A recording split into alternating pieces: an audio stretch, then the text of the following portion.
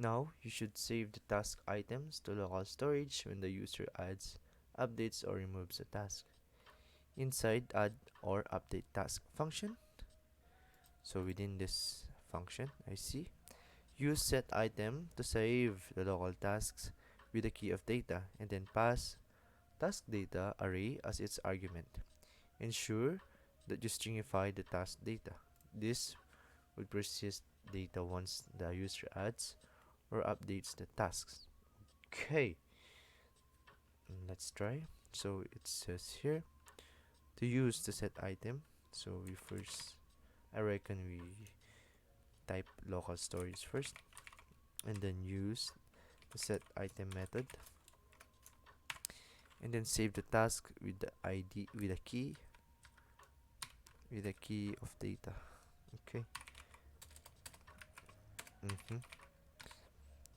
And then pass the task data array as its argument. Task data array as its argument.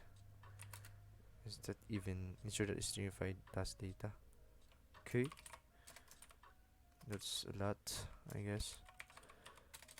I don't know if I'm doing it right.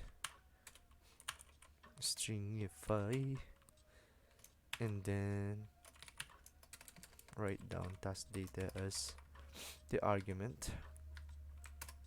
Ooh,